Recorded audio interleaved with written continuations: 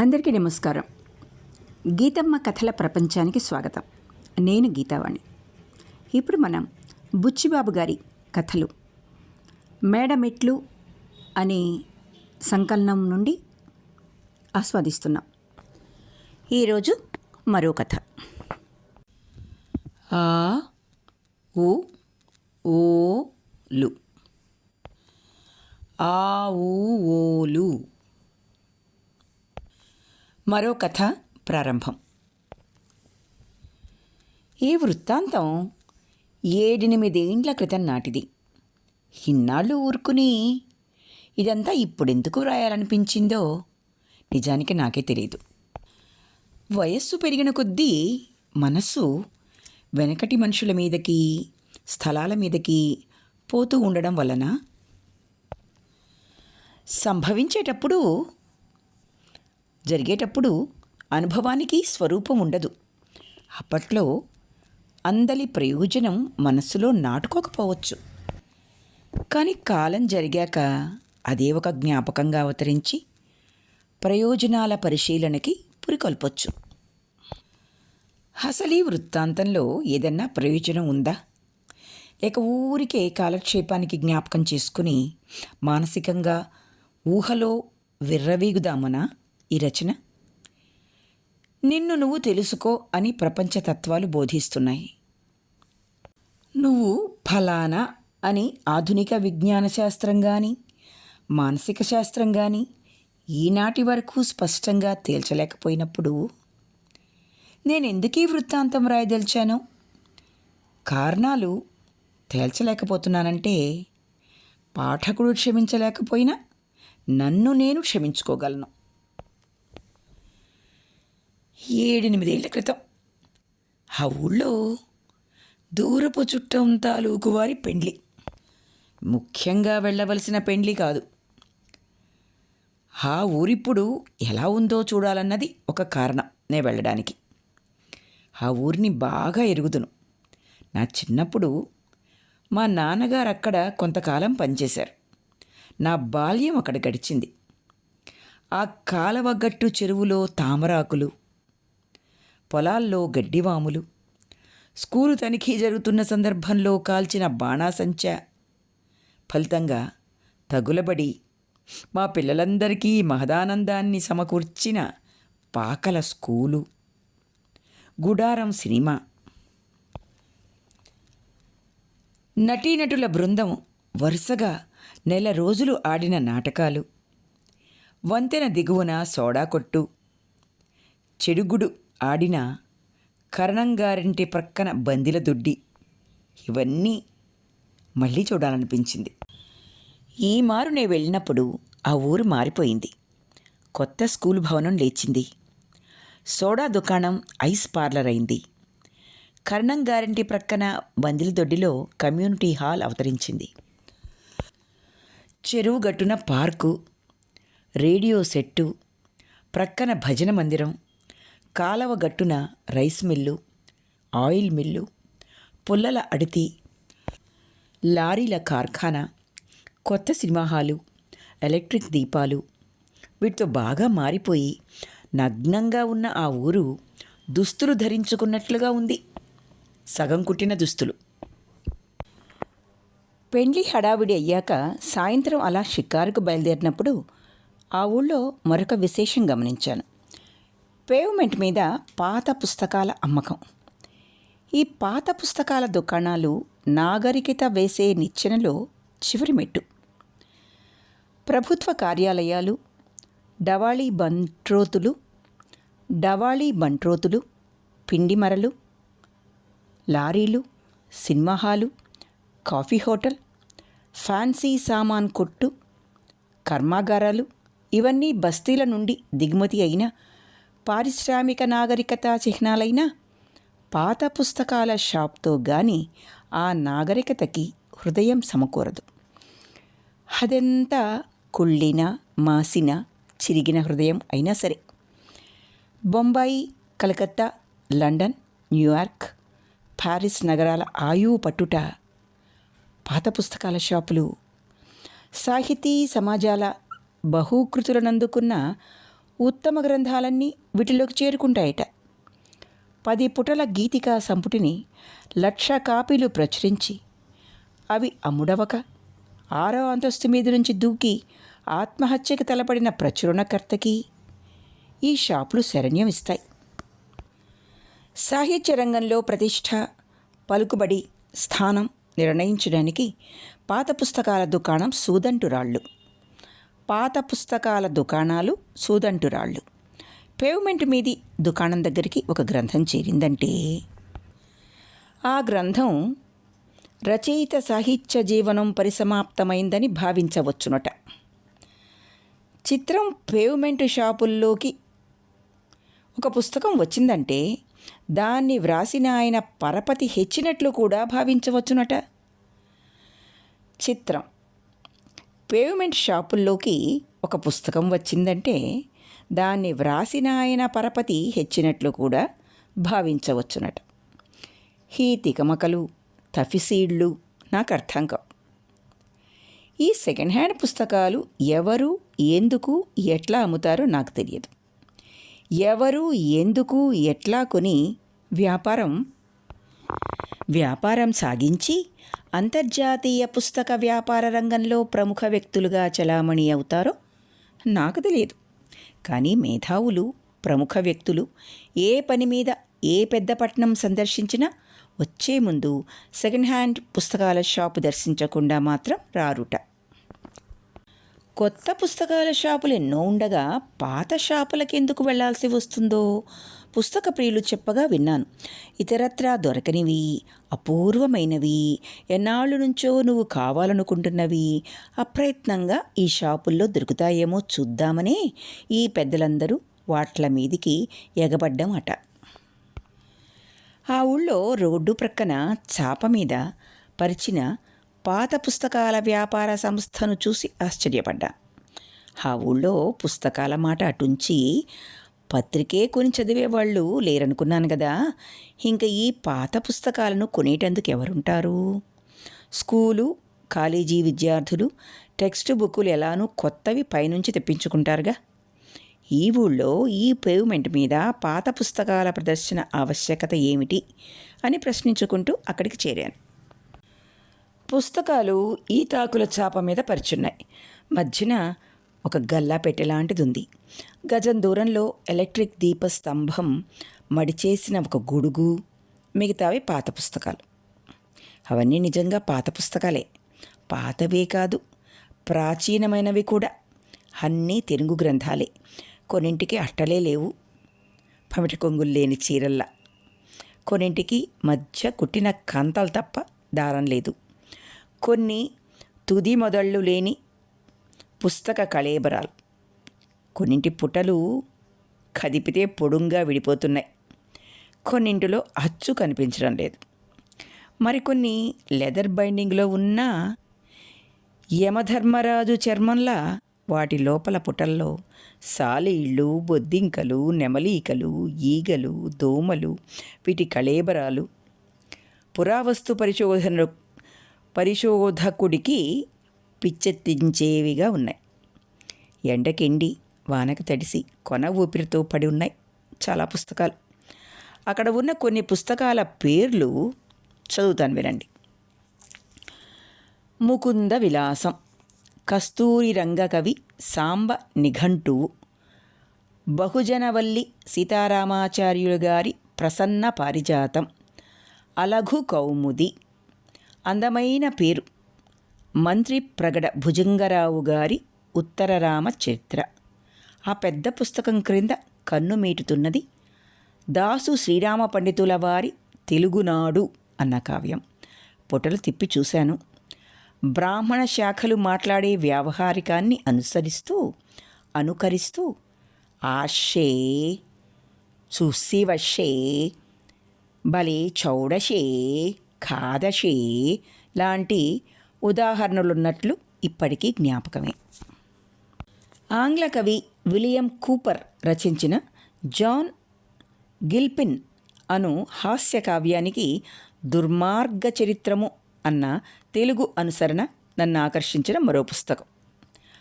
దౌల్తాబాదు హనుమాయమ్మ గారి మన్వంతరం, గంగతపల్లె శంకర్రావు గారి భారత సారము అనుగద్యము, గాడిచెర్ల హరిసర్వోత్తమరావు గారు అబ్రహాం లింకన్ గూర్చి వ్రాసిన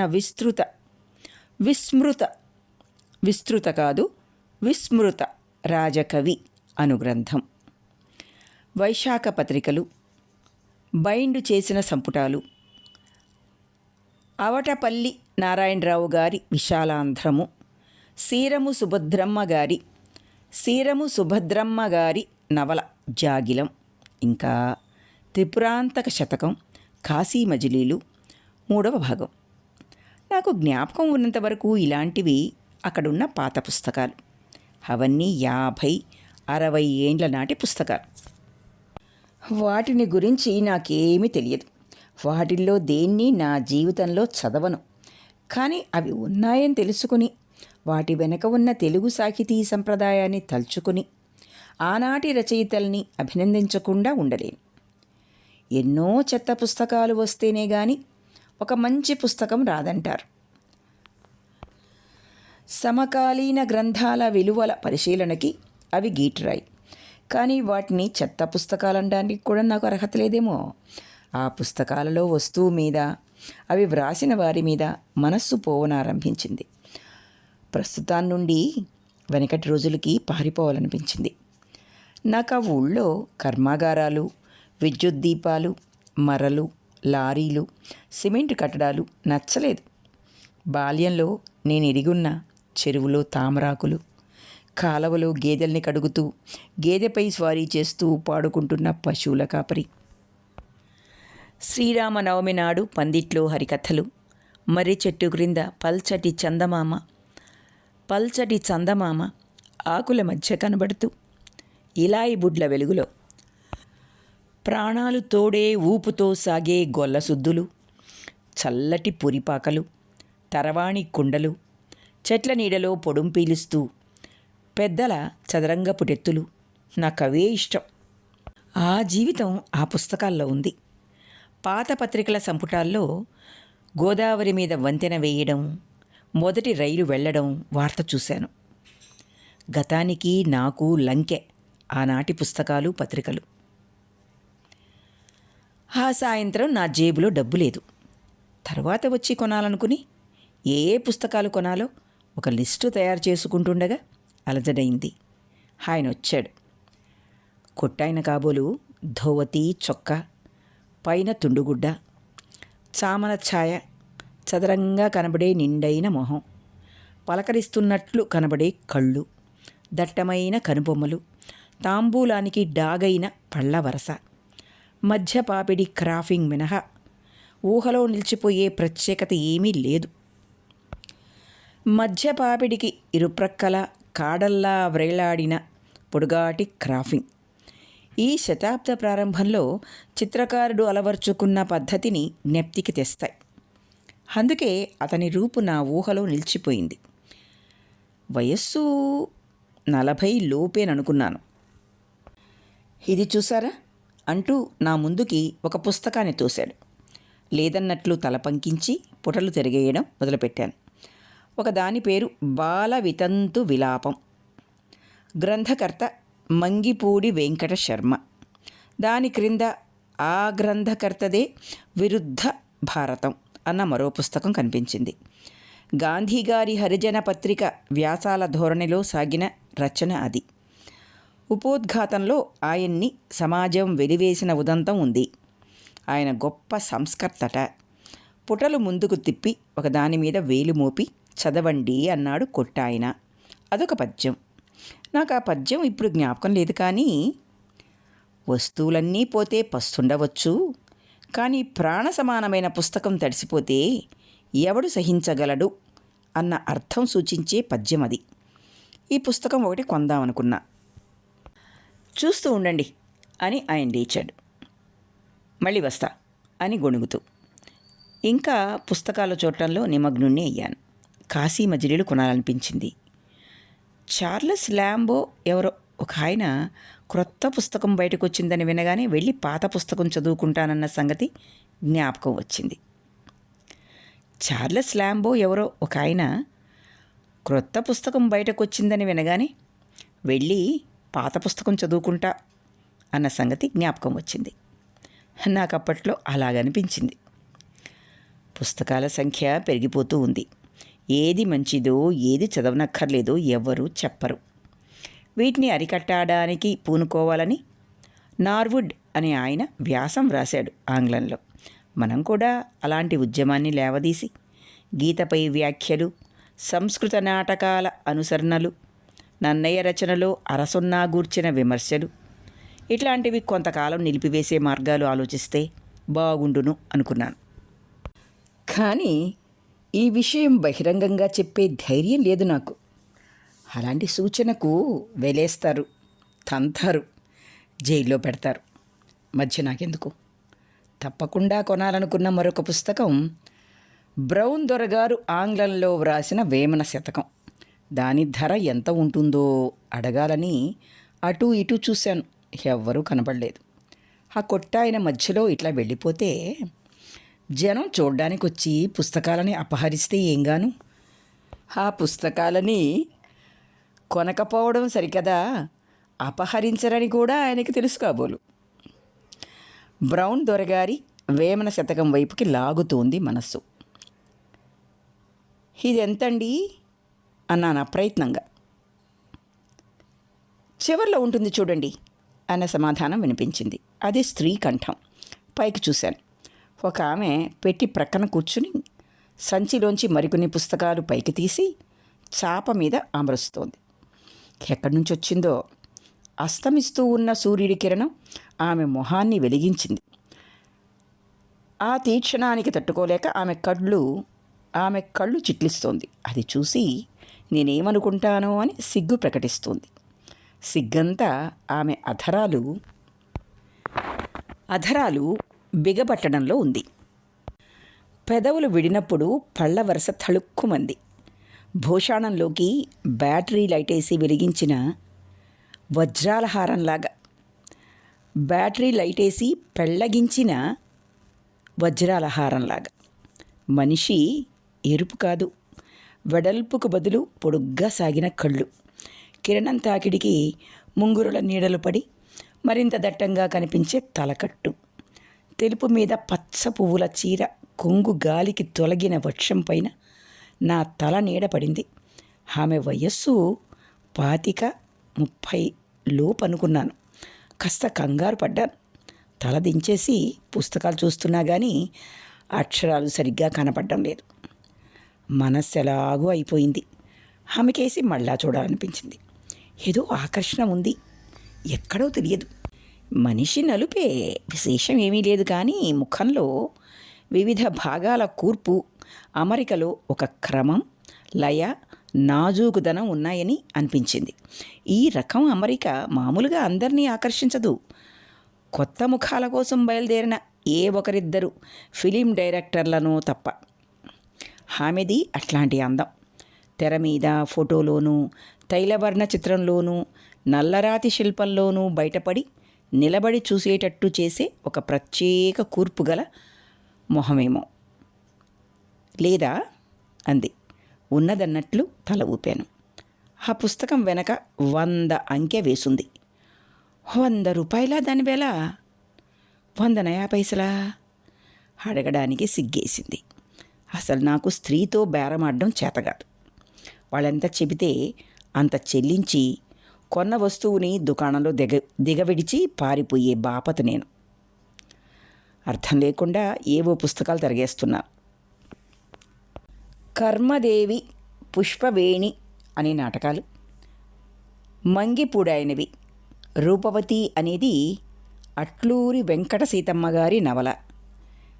వెనకట ఆవిడ వ్రాసిన ఆ నవల ఎలా ఉందో కొని చదవాలనిపించింది. వెల కోసం ముందు వెనక చూశాను, ఎక్కడా కనపడలేదు. ఎందుకో ఆమెను అడగలేకపోయాను. కిరణం కదిలి ఊదా రంగులో కరిగిపోతూ ఉంది.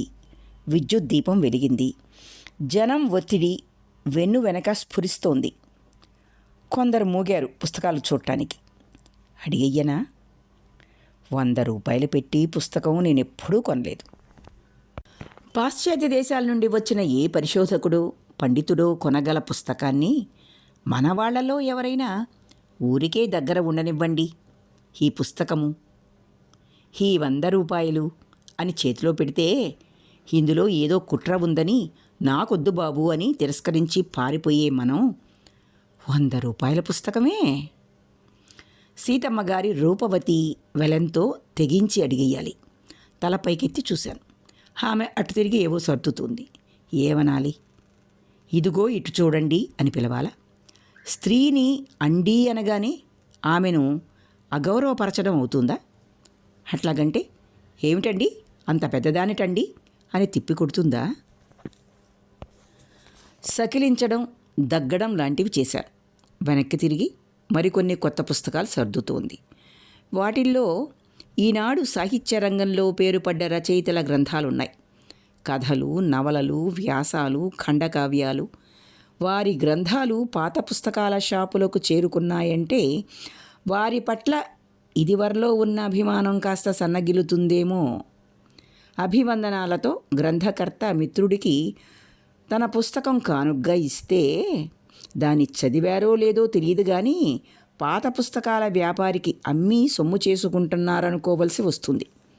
బెర్నాడ్ షా అభినందనలతో స్నేహితుడికిచ్చిన తన పుస్తకం పాత పుస్తకాల కొట్లోకి చేరితే దాన్ని కొని తిరిగి అభినందనలతో అని వ్రాసి మళ్ళీ ఆ స్నేహితుడికే పంపాడుట.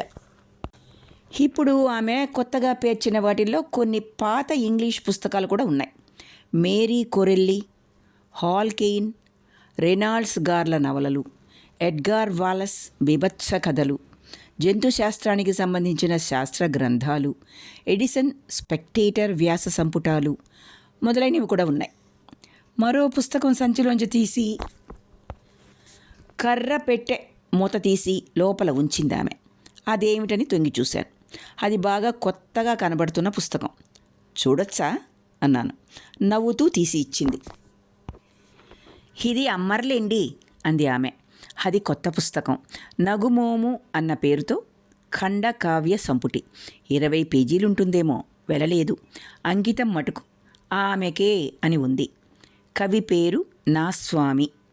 లోపలి గేయాలు సులువుగానే ఉన్నాయి. అదొక ప్రేమగాథ. అతడు ఆమెను ప్రేమిస్తాడు, పెండ్లి చేసుకుంటాడు. చేసుకున్నాక వారి ప్రేమ పెరిగి వర్ధిల్లుతుంది.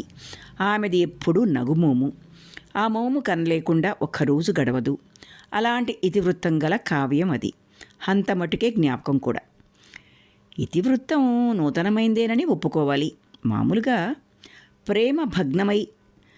ప్రేమ భగ్నమైనప్పుడే కవి కలం పడతాడు.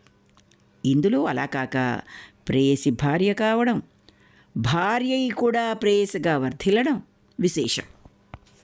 అసలు ప్రేయసి భార్య అయిందని తెలుసుకోగానే పాఠకుడు ఆ పుస్తకాన్ని చదవక విడిచేయడమే కాకుండా ఆ విధంగా దగాపోయినందుకు కోపగించి చించేస్తాడు కూడా, పాత పుస్తకాల షాప్ అంటూ లేకపోతే. కానీ ఆ కావ్యం అమ్మకానికి లేదుట. ఎందువల్లనో అడిగే ధైర్యం లేదు. వెల ఎంతో, ఎందుకు అమ్మరో ఆమె భర్తను అడిగి తెలుసుకోవచ్చుననుకుని లేచా. ఇక్కడున్నారా, రండి, పెళ్లివారు మన కోసం చూస్తున్నారు అన్నాడు సత్యం. ఆడపెళ్లివారి తాలూకు చుట్టం. ఆ ఊరే. అక్కడే పరిచయం అయ్యాడు. పెళ్లి పందిట్లోకి చేరుకున్నాం. ఆ రాత్రి భోజనాలయ్యాక వెళుతున్న అతిథుల్లో సాయంత్రం పలకరించిన పుస్తకాల కొట్టాయిని చూసి ఆశ్చర్యపడ్డారు. రోడ్డు మీది పాత పుస్తకాల కొట్టాయిని ఎందుకు పిలిచారో అని ఆశ్చర్యం. స్త్రీజనంలో ఆవిడ కనబడుతుందేమోనని చూశాను, కనబడలేదు. ఆయన్ని గురించి సత్యాన్ని అడిగాను. ఆయన పేరు నారాయణ స్వామిట. నా స్వామి అంటారుట. అతని తాతగారు 50 ఏండ్ల క్రితం ఒక అచ్చు యంత్రం సంపాదించి దినపత్రిక, స్త్రీలకి మాసపత్రిక స్వయంగా ప్రచురించేవాడుట. పాత్రికేయుడుగా పేరు పడినవాడుట. కొంత భూమి, పుస్తక భాండాగారం స్వయంగా సంపాదించి సేకరించినవట. ఆయన అనంతరం భూమి, ఈ పుస్తకాలు తన కుమారుడికి అంటే నారాయణ స్వామి తండ్రికి సంక్రమించాయట. హా కుమారుని అంటే నారాయణస్వామి తండ్రికి మొదటి భార్య కొడుకు ఈ నారాయణస్వామి. మొదటి భార్య చనిపోయిన తర్వాత ఆయన రెండో వివాహం చేసుకున్నాడట. ఆమెకు 4 సంతానంట. కొంతకాలానికి ఆ తండ్రి చనిపోయాడు. ఆస్తుల పంపకంలో నారాయణస్వామికి సవతి తల్లి సంతానానికి తగాదాలు ఏర్పడ్డాయట. అవతల వాళ్ళు మాకు చెత్త పుస్తకాలు అక్కర్లేదు, భూమే కావాలన్నారుట. తాతగారి ప్రతిభని, సంస్కారాన్ని, కృషిని అలా ఒక్క మాటలో చులకన చేయటంతో నారాయణస్వామికి రోషం వచ్చేసి భూమి వాళ్ళకి విడిచేసి పుస్తకాలు, అచ్చు యంత్రం తన వాటాగా ఉంచుకున్నాడుట. ఆ గ్రంథాలన్నీ చదువుకుని సంస్కృతి కళారాధనతో తృప్తి పడతాడుట.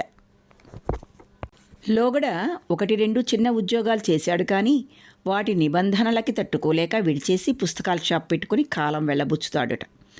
సత్యం ఇదంతా చెప్తుంటే కొడుతూనే నారాయణస్వామిని లోలోన అభినందించసాగాను. నారాయణస్వామి నగుమోము వ్రాసిన కవి. అతను స్వేచ్ఛాజీవి. ఏ ఉద్యోగమూ చేయలేడు. అతనికి ఆస్తిపాస్తులు అక్కర్లేదు. సాహిత్య వ్యాసంగం, కళా జీవితం కావాలి. సౌందర్యం కోసం సౌకర్యం త్యాగం చేసిన వ్యక్తిత్వం, నిజాయితీ గల ఆదర్శ జీవి. అట్లాంటి వారు సంఘంలో ఏ ఒకరిద్దరో ఉంటారు. ఆ సమాజం, నాగరికత, సంస్కృతులు వారి మీద ఆధారపడతాయి. సత్యం ఇంకా చెప్తూనే ఉన్నాడు. ఆ పుస్తకాలు అమ్మే ఉద్దేశం ఉందంటే నేను నమ్మను. అతనికి ఆ ఉద్దేశం లేదు. పుస్తకాలకి విపరీతమైన ధరలు చెప్తాడు. 10 దగ్గర నుంచి 100 వరకు. ఎవరు కొంటారు? అందులో ఈ ఊళ్ళో బస్సు కోసం ఎదురు చూస్తూ తోచక ఈ పుస్తకాలేమిటో చూద్దామని కాలక్షేపం కోసం వస్తారు జనం, కొనేందుకు కాదు. పోనీ ఏదన్నా కొందామంటే అన్నీ 10, 20, 100. విద్యార్థినుల బృందం ఒక అమ్మాయి పుస్తకాలు చూడటానికి వెళ్ళిందిట. వారం వారం వచ్చి బేరమాడిపోతూ ఉండేది. తనకు కావలసిన పుస్తకాలను అతను వెల తగ్గించేవాడు కాడుట. నీ పని ఇలా ఉందా, ఉండు, ఇవన్నీ స్వంతం చేసుకుంటాను అన్నట్లు ప్రేమ కలాపం కొనసాగించిందిట. ఆఖరికి ఇద్దరూ పెళ్లి చేసుకోవడం జరిగింది అని చెప్పుకుంటారు. కథ కంచికి, మనం ఇంటికి. కట్నం ఒకటే కట్నం, ప్రేమ కట్నం, పుస్తకాల సారే. ఎట్లా ఉంటుంది? కట్నమా? చచా, భార్య. ప్రేమించిన ఏ స్త్రీ బాగుండదు అన్నాడు సత్యం. అనడం తప్ప ఏం చెయ్యను. మర్నాడు పెళ్లివారు మా ప్రయాణానికి ఒక బస్సు ఏర్పాటు చేశారు. బయలుదేరడానికి మరొక గంట టైం ఉంది. పుస్తకాల కొట్టుకేసి బయలుదేరాను. అక్కడ ఏ పుస్తకము కొనగలననే ఆశ లేదు. నా దగ్గర అంత డబ్బు లేదు. ఏ ఒక్క పుస్తకం మీద అంత మోజు లేదు. ఎవరో అన్నట్లు నాకిష్టమైన పుస్తకం నేనే వ్రాసుకోవాలేమో. ఓ విధంగా నారాయణస్వామి ఆ పని చేశాడు. కవి కాలేనివాడు విమర్శకుడవుతాడన్నాడు. అందులోనూ రాణించనివాడు పుస్తకాల దుకాణం పెట్టుకుంటాడా? నా స్వామి, అదే నారాయణస్వామి కవే, సందేహం లేదు. మంగిపూడి వెంకట శర్మ గారి పుస్తకానికి విలువ కట్టగలిగిన విమర్శకుడు కూడా తుదకి పుస్తకాల షాప్ కూడా పెట్టాడు. ఈ మూడింటికి ఏదో ఒక రకం సంబంధం ఉన్నట్లు తోస్తుంది, కానీ అదేమిటో చటుక్కున స్ఫురించడం లేదు. తన పుస్తకం అమ్మకానికి లేదుట. ఎందుకు? పాత పుస్తకాల షాపులో కొత్త పుస్తకానికి స్థానం లేదనా? అడిగితే నేను వెళ్ళేటప్పటికి గొడుగు నీడన కూర్చుందామె. ఎర్ర రంగు చీర, తెల్ల జాకెట్టు, జడలో పూలు, చేతికి ఎర్ర గాజులు, చెవలకి గుండ్రంగా చుట్టిన తీగలు ధరించింది. తీక్షణంగా చూస్తే ఆమె కళ్ళ వెనక విషాద ఛాయలు, చరిత్ర గుహల చీకట్లు, సముద్రం మధ్యలో చలించని విషాద గుండాలు, ప్రస్తుతాన్ని ఒక గాలిపటంగా ఎగరవేసి శూన్యంలో దాని కదలికను తన చూపుతో నిర్ణయించే ఒక ఆకర్షణ, ఇవి నా ఊహకి గోచరించసాగే. ఆమె నవ్వులో చిదానందం నీడలు, పలుకులో మాధుర్యం ప్రతిధ్వనులు, కదలికలో చావు పుట్టుకల సమన్వయం, ఏదో ఒక శక్తి నారాయణస్వామి ఊహని సృష్టికి పురిగొల్పి లోకం సమర్పించే కానుకలను కాలదన్ని నిశ్చల మనస్కుడై ఆనందంతో జీవితపు నౌకలో ఆమె చుక్కాని తిప్పుతుండగా గానం చేస్తూ సాగిపోతున్న ఆ ధన్యజీవిని అభినందించాలనిపించింది. ఆ పుస్తకం నిన్నటిది చూడొచ్చా అని అడిగాను. ఏది అన్నట్లు ప్రశ్నార్థకంగా చూసింది. పెట్టి కేసు చూపించాను. పెట్టిలోంచి తీసింది. ఇది అమ్మరా? లేదన్నట్లు తల పంకించింది. ఎందువల్లనో అడగొచ్చా? అదిగో వస్తున్నారు, వారిని అడగండి అంది ఆమె. నారాయణ స్వామి వచ్చాడు. కళ్ళ కింద గీతలున్నాయి. జీవితం వేసిన అడుగుజాడలు, అనుభవం, మొహంపై వ్రాసిన ప్రేమలేఖ. విషాదంతో కృంగిపోయినా మహదానందంతో మిడిసిపడుతున్నా ఈ వయస్సు విప్పి పారేసిన దుస్తుల్ని ఉతుక్కోవడం తప్పదు కదా. నారాయణ స్వామి వచ్చాడు. కళ్ళ కింద గీతలున్నాయి. జీవితం వేసిన అడుగుజాడలు, అనుభవం, ముఖంపై వ్రాసిన ప్రేమలేఖ. విషాదంతో కృంగిపోయినా మహదానందంతో మిడిసిపడుతున్నా ఈ వయస్సు విప్పిపారేసిన దుస్తుల్ని ఉతుక్కోవడం తప్పదు కదా. మీ నగుమోము కొన్ని భాగాలు చూచాను, చాలా బాగుంది. అయితే దాన్ని అమ్మరుట, నిజమేనా అని అడిగాను. నారాయణ స్వామి నవ్వుతున్నాడు. ఉండండి అని ఆమెకి సంజ్ఞ చేశాడు. ఆమె మరో కుర్రవాడిని పిలిచి ఏదో చెప్పింది. రండి ఇలా కూర్చుందాం అన్నాడు నారాయణ స్వామి. పుస్తకాల వెనక చెట్టు నీడలోకి నడిచాం. మీకు బాగుందా? సంతోషం అన్నాడు. అవును, విషాదాంతమైన ప్రేమనే ఇన్నాళ్ళు కావ్యంలో చూస్తూ వచ్చాం. సుఖాంతమైన ప్రేమని వస్తువుగా స్వీకరించి విజయం సాధించారంటే మిమ్మల్ని అభినందించాలి. ఆ పుస్తకం కొంటాను అన్నాను. స్వయంగా అచ్చువేసిన పుస్తకం. ఇంట్లో కీటకాలు పాత పుస్తకాల జోలికి అంతగా పోవడం లేదు. ఈ కొత్త పుస్తకంలో వాసన ఏదన్నా వాటిని ఆకర్షిస్తుందేమో. అవి తినడమే కాకుండా చుట్టుప్రక్కల ఉన్న ఎలుకల్ని కూడా రప్పించి పండగ చేసుకున్నాయి. మిగిలింది ఓ 25 కాపీలు. వాటిల్లో 24 వరకు పని మనిషి పేడ నీళ్లకు తడిసి పనికి రాకుండా పోయాయి. నిన్న చూపించాను చూడండి, మంగిపూడి వారి పద్యం జ్ఞాపకం ఉందా? వస్తువులన్నీ పోతే పస్తుండొచ్చు కానీ పుస్తకం తడిస్తే ఎవడు సహిస్తాడు అన్న పద్యం. సరే, చివరికి ఈ ఒక్క కాపీ మిగిలింది అన్నాడు. ఇంతలో కుర్రవాడు గ్లాసులతో చెరుకు రసం, కాస్త ఐసు ముక్క తెచ్చాడు. త్రాగుతున్నా. మరోమారు అచ్చు వేసినప్పుడు పంపుతురుగాంలేండి అన్నాను. ఇంతలో బస్సు వచ్చి నిలిచింది. జనం రమ్మంటున్నారు. ఇంతకీ మీరు అంత మంచి కావ్యం వ్రాయగలగడానికి ఆమె కారణం. ఆమెను కూడా అభినందించాలి అన్నాను. నారాయణ స్వామి నవ్వుతున్నాడు. కొందరికి ప్రేయసులుంటారు, కావ్యాలుండవు. నాకు కావ్యం ఉంది, ప్రేయసు లేదు అన్నాడు. అంటే ఆమె వేలు చూపుతూ అన్నాను. అదే, ఇక్కడే పిల్ల జమీందారు గారింట్లో పని మనిషి. నాకు వీలు కుదరనప్పుడు కాసేపు వచ్చి ఇక్కడ కూర్చోమంటాను. భార్య ఏనాడో పోయింది అన్నాడు. ఓ అన్నాను.